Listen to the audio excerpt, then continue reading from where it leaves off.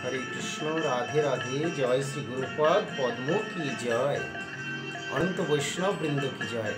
सपरिकर महाप्रभु राधा गोविंद बनमाली जी की जय। और प्रेमानंदी हरि हरि।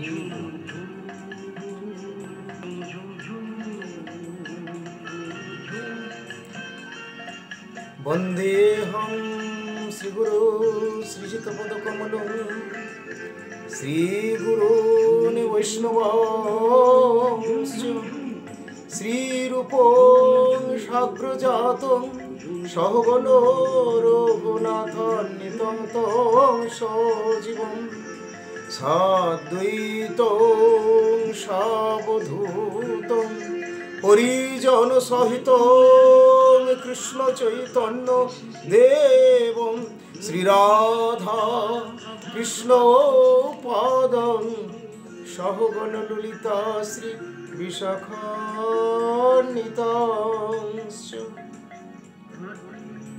ॐ अज्ञानतिमिरान्धस्य ज्ञानाञ्जनशलाकया चक्षुरुन्मीलितं येन तस्मै श्रीगुरवे नमः। नमो यं विष्णुपादाय कृष्णप्रेष्ठाय भूतले श्रीमते भक्ति विजय श्रीधर गोस्वामी नीति नामिने। श्री गुरुपाद पद्मे श्री श्री गुरुवर्गे एवं सकल वैष्णव श्रीचरणे असंख्य प्रणति निवेदन करे हरिगुरु वैष्णवेर कृपा भिक्षामुखे गुरु वैष्णव भगवान सुख विधाने ब्रती हुए आत्मशोधने प्रयासी हुए आज के आमी किछु कथा श्रवणे ब्रती होच्छी। तो आज के आमरा एखन आलोचना करब श्रीमद् भागवत थेके जे श्रीमद् भागवत कथा किभाबे प्रकाशित हलो बा श्रीमद् भागवत कार माध्यम दिए कखन किरकम करे प्रकाश पेलेन सेई प्रसंगे। तबे तार आगे आमरा एकटु जेने नेब आमरा जे भागवत कथा आलोचना करछि सेई भागवत कथा हलो एटी रघुनाथ भागवत आचार्येर विरचित। तो रघुनाथ भागवत आचार्य এই যে বাংলাতে গ্রন্থ প্রকাশ করলেন তাই রঘুনাথকে যে কেউ তো আর গ্রন্থ কবিতা করে দিলেই তার হয় না, আর আমরা শুনবই বা কেন। তো তার আগে আমাদের জানা উচিত এই রঘুনাথ ভাগবত আচার্য হলেন মহাপ্রভুর এক মহান পার্শ্বদ ভক্ত, মহান বৈষ্ণব, মহাপ্রভুর পার্শ্বদ, যেখানে সাক্ষাৎ মহাভগবান মহাহরি প্রকটিত হয়েছেন শ্রী চৈতন্য চন্দ্র রূপে গৌর হরি রূপে। তো তার সেই নিত্যসিদ্ধ পার্শ্বদ সেই মহাত্মা ইনি ছিলেন রঘুনাথ পণ্ডিত। তো এখানে আমরা কিছু কথা আসুন এখানে শ্রবণ করব গ্রন্থ থেকে। অনেকেরই প্রশ্ন থাকবে যে শ্রীমদ্ ভাগবত তো সংস্কৃত ভাষায় প্রকাশিত, তাহলে মহারাজরা বাংলাটা কোথায় পেলেন, বাংলা থেকে কেন করেন? তাহলে কি তাদের গুরুদেব বা তাদের পরম গুরুদেব এনারা কেউ লিখেছেন, বানিয়েছেন? যদিও এনাদের কথা শিষ্যদের কাছে সাক্ষাৎ ভগবানেরই বা ব্যাসদেবেরই, কিন্তু তথাপি এই গ্রন্থ এনাদেরও লেখালেখি নয়। এই গ্রন্থ ব্যাসদেব প্রকাশ করেছিলেন সংস্কৃত ভাষায়, এবং এই কলিকালে যখন কৃষ্ণই আসলেন শ্রী চৈতন্য মহাপ্রভু রূপে, তখন তার অন্তরঙ্গ নিজেজন তার পার্শ্বদ ভক্ত যার নাম হলো শ্রী রঘুনাথ পণ্ডিত, তিনি এই গ্রন্থের প্রকাশ কিভাবে করেছিলেন আসুন আমরা এখানে কিছু কথা শ্রবণ করব। তো বলছেন শ্রীল রঘুনাথ ভাগবত আচার্য প্রভু এই শ্রীমদ্ ভাগবতের সমগ্র শ্রীমদ্ ভাগবতের পদ্যানুবাদ করেছেন। শ্রীল রঘুনাথ ভাগবত আচার্য তার প্রথমে নাম ছিল শ্রীল রঘুনাথ পণ্ডিত।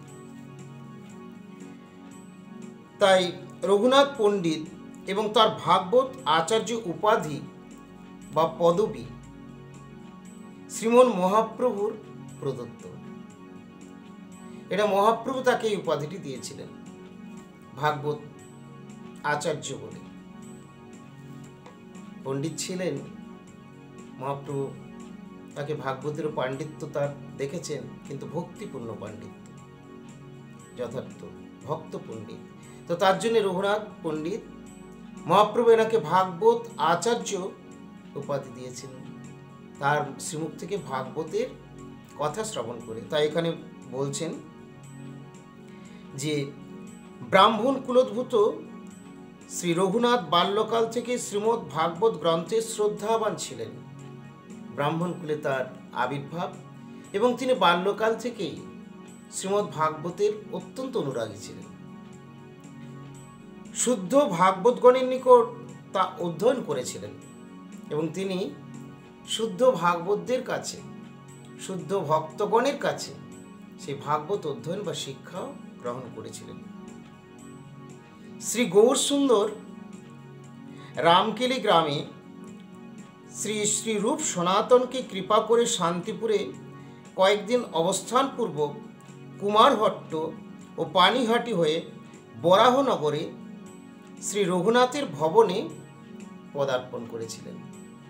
এই রঘুনাথের ভবনে বরাহনগরে, এবং সেখানে শ্রী রঘুনাথ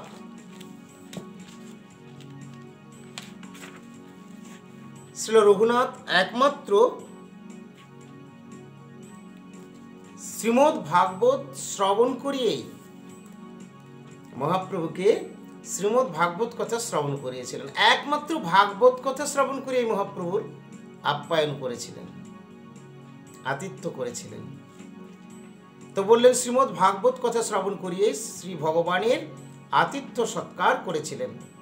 আর শ্রীমন মহাপ্রভু প্রেমাবিষ্ট হয়ে রাত্রি তৃতীয় প্রহর পর্যন্ত প্রেমানন্দে নৃত্য ও শ্রী রঘুনাথের গুণকীর্তন করে তাকে ভাগবত আচার্য উপাধি প্রদান করেছিলেন।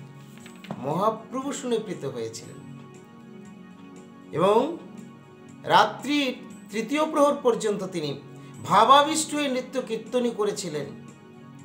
এই শৈশব থেকে যিনি ভাগবত অনুশীলন করতেন, ভাগবতের অনুরাগী ছিলেন, ব্রাহ্মণ কুলোদ্ভূত যে রঘুনাথ, যার ভক্তি পরে ব্যাখ্যা বিচার শুনে যাকে পণ্ডিত, এমনকি যাকে ভাগবত আচার্য উপাধি প্রদান করলেন শ্রী চৈতন্য মহাপ্রভু।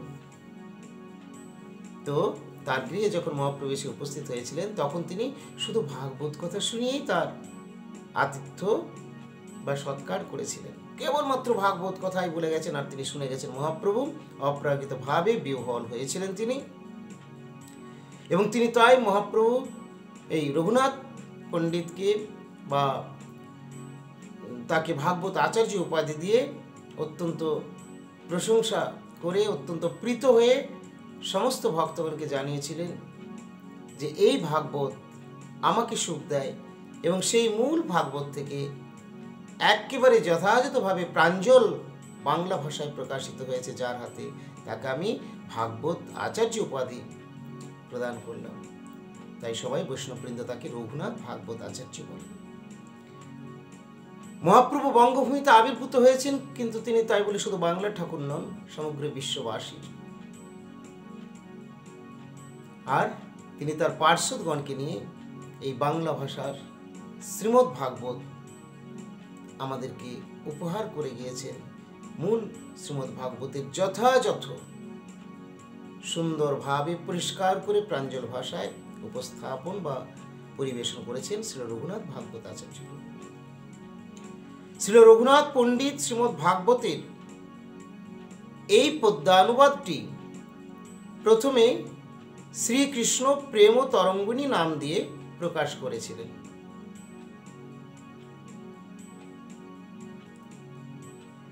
এই যে শ্রীমদ্ ভাগবতের অনুবাদ, এটা অনেকেই জানেন না, যেহেতু প্রথমে নাম ছিল শ্রীকৃষ্ণ প্রেম তরঙ্গিনী।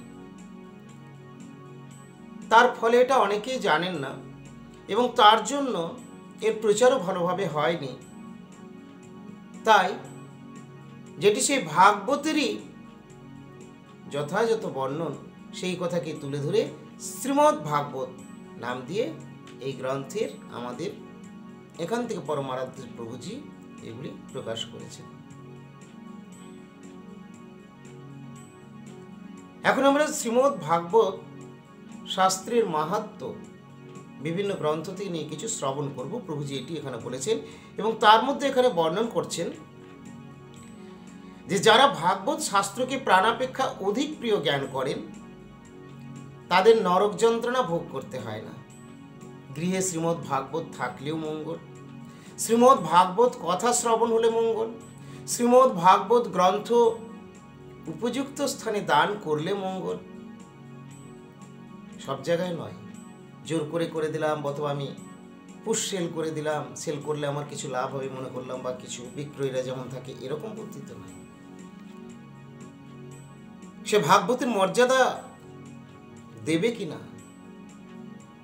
পূর্ণরূপে না হোক আংশিক রূপে হওয়া চাই, আর কিছুই যার নেই তাকে জোর করে শ্রীমদ্ ভাগবত বা গীতা ধরিয়ে দেওয়াটা ঠিক নয়, সেটা খারাপ জিনিস। তো যাই হোক, এখানে বলছেন প্রত্যহ ভক্তিযুক্ত হয়ে শ্রীমদ্ ভাগবত কিয়দংশ অধ্যয়ন করলেও মঙ্গল হয়। কিয়দংশ একটুও যদি অধ্যয়ন হয় বা শ্রবণ হয় তাহলে সহস্র গোদানের ফল লাভ হয়ে থাকে। পুণ্য পবিত্র ভারতভূমিতে জন্ম লাভ করে যারা দুর্ভাগ্যক্রমে শ্রীমদ্ ভাগবত শ্রবণ করে না তারা আত্মঘাতী। শ্রীমদ্ ভাগবতের মাহাত্ম্য প্রসঙ্গে এখানে বলছেন, আর অনেক কথা আছে। এই শ্রীমদ্ ভাগবত গ্রন্থের অনুশীলন যদি আমরা করি, শ্রবণ হোক, পঠন হোক, কীর্তন হোক, সেইভাবে জীবনকে পরিচালন পূর্ণরূপে না হোক, এ জগতের জীবের পক্ষে অতটা সম্ভব হয় না। একটু হোক, শুরুটা হোক, আংশিক হোক, কোনো না কোনো ভাগে হোক, কোনোভাবে হোক শ্রীমদ্ ভাগবতকে একটু প্রণাম করেও রাখুন। কোনো না কোনোভাবে যদি হয়, সামান্যতম যদি হয়, তাহলেও শ্রীমদ্ ভাগবত আমাদের অপরিসীম ফল প্রদান করবে। জয় শ্রীমদ্ ভাগবত কি জয়। তো একসময় শ্রী চৈতন্য মহাপ্রভু, যিনি সাক্ষাৎ মহাভগবান মহাহরি, তিনি দেবানন্দ পণ্ডিতের ভুলটা সংশোধন করে দিয়েছিলেন। মহাপ্রভু তো ভগবান, আর ভগবান সবারই ভুল, অহংকার, দর্প চূর্ণ করেন, আর চূর্ণ করতে খুব ভালোবাসেন। ইন্দ্রের দর্প চূর্ণ করেছিলেন, শিবজিরও মোহনাশ করলেন, মানে শিবজিকে বললেন যে তুমি মোহগ্রস্ত হয়ে যাবে, তুমি দেখতে চেও না আমার মোহিনী রূপ। শিবজি বলেছিলেন না, কিছু হবে না, আমি আপনার রূপ দর্শন, মোহিনী রূপ দর্শন করব। তো যাই হোক, শিবজি নিজেও সেখানে আর ঠিক থাকতে পারেননি। তো এইভাবে ভগবান সর্বত্র বিভিন্নভাবে অহংকারীদের অহংকার চূর্ণ করেছেন। এমনকি ভক্তদের মধ্যেও যদি কখনো বিস্তৃত ভাব এসেছে বা কারো মনে হয়েছে যে আমি একটু বড় বা আমি বিরাট কিছু, তখনই ভগবান মনে পড়িয়ে দিয়েছেন আসলে বড়টা কিন্তু আমি, তুমি নও। তোমাকে আমি বড় করে রেখেছি, যেমন ব্রহ্মাকে, যেমন ইন্দ্রকে। কে সেই মূল বড়? মূল বড় কিন্তু কৃষ্ণস্থ ভগবান স্বয়ং। তিনি যারে জয়িছে না চায় সে তৈছে করে নিত। ভগবান যাকে যেটুকু কৃপা শক্তি সঞ্চার করেছেন, করছেন বা করবেন, তিনি সেইভাবেই কাজ করতে পারবেন। তো শ্রীমদ্ ভাগবতে ভগবানের কথাই বর্ণিত হয়েছে। তো এখানে দেবানন্দ পণ্ডিতের কথা যে বলছিলাম, দেবানন্দ পণ্ডিতকে মহাপ্রভু একসময় সতর্ক করে দিয়েছিলেন। কেন? দেবানন্দ পণ্ডিত একটা বিরাট মারাত্মক ভুল করেছিলেন ভাগবতের পাণ্ডিত্য নিয়ে। পড়ুয়ারা সকলেই রয়েছে, ভাগবত কথা বলছেন, পাঠ করছেন, সেখানে শ্রীবাস উপস্থিত হয়েছেন ভগবানের কথা শুনবেন বলে, ভাগবত কথা শুনবেন বলে। শুনতে শুনতে তার ভক্তির প্রেমের বিকার প্রাপ্ত হয়েছেন, তিনি গড়াগড়ি যাচ্ছেন, মুখ দিয়ে হয়তো চোখ দিয়ে অশ্রু ঝরছে, মুখ দিয়ে লালা পড়ছে, আরো বিভিন্ন তার সেই লক্ষণগুলি প্রস্ফুটিত হয়েছে। এই দেখে দেবানন্দ পণ্ডিতের ছাত্র বা পড়ুয়ারা ডিস্টার্ব মনে করে এবং শিক্ষক মহাশয়ের তোষণের জন্য, দেবানন্দ পণ্ডিতের তোষণের জন্য, গুরুর তোষণ মনে করে তাকে হাতে ধরে টানতে টানতে হিড়িড় করে বের করে দিয়েছিল। মহাপ্রভু সেটা জানতেন, সর্বান্তর্যামী ভগবান গৌর হরি। তাই একদিন যখন 5 দিয়ে পেরিয়ে যাচ্ছেন, দেবানন্দ আবার পাঠ করছে, হুঙ্কার করেছিলেন, কে পড়ে কে পড়ে? দেবানন্দ। ওর ভাগবত পাঠের কি অধিকার আছে? যে ভক্ত ভাগবতকে জানে না সে আবার ভক্ত ভাগবতকে না জানলে গ্রন্থ ভাগবতের কথা কি বুঝবে? আমার শ্রীবাস পণ্ডিতের চরণে কত অপরাধ করেছে ভক্ত শ্রীবাসের চরণে। মনে পড়ে শ্রীবাস? মনে পড়ে তোর? এইবারে মহাপ্রভু যাই হোক, সেই মহাপ্রভুই দেবানন্দের ভুল ধরিয়ে দেবানন্দকে বললেন, দেবানন্দ এইভাবে ভাগবত পাঠ করতে যেও না, আমার ভক্তের অনাদর করে নয়। ভক্তরা শ্রী গুরুপাদ পদ্ম শুদ্ধ ভক্ত বৈষ্ণববৃন্দের চরণ ধুলি মস্তকে ধারণ করে ভাগবত কথা বলতে হবে। ভক্ত ভাগবতের সেবা আর গ্রন্থ ভাগবতের সেবা। যে ভক্ত ভাগবতের আনুগত্য করে না, যার ভক্ত ভাগবতের সঙ্গে কোনো লিঙ্কই নেই, যে ভক্ত ভাগবতের মাহাত্ম্য বোঝেনি, যার জিহ্বায় ভক্ত মাহাত্ম্য কীর্তিত হয়নি, সে আবার গ্রন্থ ভাগবতের কথা কি বলবে? ভক্ত ভাগবতের কথা আগে জিহ্বা উচ্চারণ করতে শিখুক, তবে তো সে গ্রন্থ ভাগবতের কথা বলবে। তুমি প্রথমেই ভক্ত ভাগবতের চরণে অপরাধ করেছিলে আর গ্রন্থ ভাগবতের ব্যাখ্যা করতে যাচ্ছিলে বড় বড়। রেখে দাও তোমার। এই বলে দেবানন্দ পণ্ডিত প্রভুর চরণে লুটিয়ে পড়ে ক্ষমা চেয়ে নিয়েছিলেন। দেবানন্দ পণ্ডিতকে মহাপ্রভু ক্ষমা করে উচিত শিক্ষা দিয়ে স্বস্থানে স্থিত থেকে আচরণ করতে বললেন। আমরা সবাই এইগুলোর থেকে শিক্ষা নেব। আমরা কেউ বড় নই, কেউ আমরা সেই বড় নই, সেই বড় কিন্তু ভগবান শ্রীহরি বিষ্ণু গোপাল কৃষ্ণ বনমালীজি, আর তার অত্যন্ত পরম প্রিয়জন হলেন শ্রী গুরুদেব। কৃষ্ণের ছায় গুরুপাদ পদ্ম গুরুবর্গ বৈষ্ণববৃন্দ চালিত। যার যত বেশি প্রিয়তা আপনত্ব, তিনি তত বেশি তার প্রতি তার দ্বারা চালিত। কিন্তু সবাই আমরা এখানে পুতুলের মতো নাচাচ্ছেন, কিন্তু তিনি। এই জন্য বড় বড় গ্রন্থাকার মহাজনগণ বৈষ্ণববৃন্দ তারা কি বলেন? আমি কিছু না, আমি একটা সামান্য পুতুল, তুমি আমাকে যেমন নাচাচ্ছ। সেই ব্রজ হতে ভগবান নিজের অভিন্ন পরমপ্রেষ্ঠ জনকেই প্রকাশ বিগ্রহ রূপে আমাদের এই জগতে উপহার করছেন। সাধু গুরু রূপে, গুরুপাদ পদ্ম রূপে আমরা যাদের প্রাপ্ত হচ্ছে, আমি বা আপনি, এই গুরুদেব হচ্ছেন তাঁর অত্যন্ত প্রিয়জন, পরমপ্রেষ্ঠ অভিন্ন প্রকাশ বিগ্রহ, এবং তাদের দিয়ে জগতে হরি কথার প্রচার করাচ্ছেন। আমরা সেই গুরুপাদ পদ্ম গুরু বৈষ্ণব চরণ রেণু ভূষণ করে এত মস্তকে ধারণ করে সর্বাঙ্গে প্রসন্নতার সঙ্গে লেপন করে গ্রহণ করে আদর ও প্রীতিপূর্বক ভক্ত মাহাত্ম ভক্ত ভাগবতের কথা কীর্তন করব, ভক্ত ভাগবতের অনুকম্পা প্রার্থী হব। তখনই আমাদের জিহ্বায় গ্রন্থ ভাগবত স্ফূর্তিপ্রাপ্ত হবে। এখানে শ্রীমদ্ ভাগবত মাহাত্ম বা শ্রীমদ্ ভাগবতের যিনি বঙ্গভাষায় যিনি পরিবেশন করেছেন, সেই রঘুনাথ ভাগবত আচার্যের কি করে ভাগবত আচার্য উপাধি হলো বা মহাপ্রভুর প্রিয়জন পার্শ্বজন, এই প্রসঙ্গে আমরা কিছু আলোচনা করলাম। আজকের আলোচনা আমি এখানেই বিরতি দিচ্ছি। আপনারা সকলে ভালো থাকুন। আমার ইউটিউব চ্যানেলটি যারা সাবস্ক্রাইব করেছেন তাদেরকে অনেক অনেক অনেক ধন্যবাদ, এবং আমার শ্রী গুরুপাদ পদ্মে মহাপ্রভুর কৃপা আশীর্বাদ।